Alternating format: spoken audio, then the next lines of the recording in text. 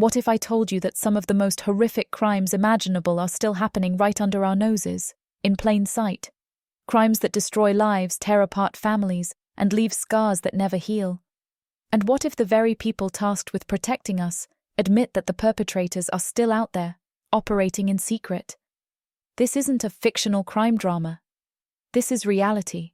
Today, we're diving deep into a chilling revelation from a former UK police officer who claims grooming gangs are still active in one of the country's most famous cities. Stay tuned, because this is something every single one of us needs to know.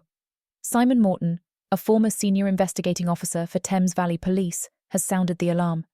This is the same officer who led Operation Bullfinch, an investigation that exposed and dismantled one of the largest grooming gangs in Oxford's history. That operation resulted in 21 convictions and over 250 years of combined prison sentences for crimes spanning a decade. But Morton says that wasn't the end. Far from it. According to Morton, the guys we couldn't catch are still out there. He says they're not just hiding. They're influencing and orchestrating others to continue their heinous acts. And the worst part? He believes this isn't just an Oxford problem. He says grooming is happening in cities across the UK, and much of it goes unnoticed or unreported. Let that sink in for a moment. These crimes aren't relics of the past. They're an ongoing issue, and the survivors are still living with the trauma every single day. Now let's talk about the political side. Recently, an amendment to force a national inquiry into grooming gangs was voted down in Parliament. Morton, however, believes another inquiry would be pointless. His reasoning? The independent inquiry into child sexual abuse, led by Professor Alexis J., already spent years investigating the issue and made recommendations. According to Morton, the focus shouldn't be on more investigations, but on taking action. And he's not alone in that opinion. It's naive to think grooming isn't still happening, says a survivor whose identity is protected for safety reasons. For her, the political debates and inquiries miss the point entirely.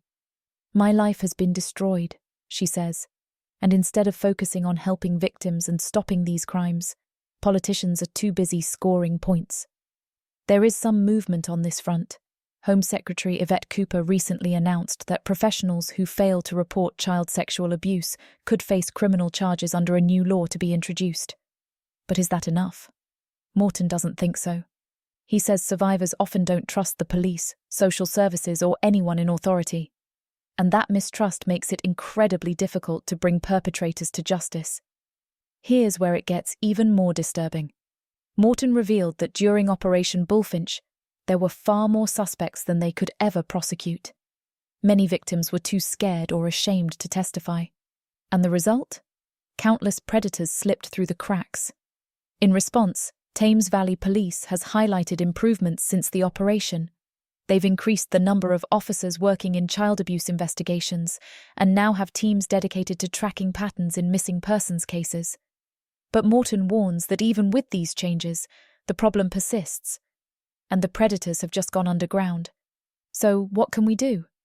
This isn't just a police issue or a political issue. It's a societal issue. Raising awareness, supporting survivors, and holding perpetrators accountable are steps we can all take. But we need to act now, because the scars these crimes leave behind don't just fade away.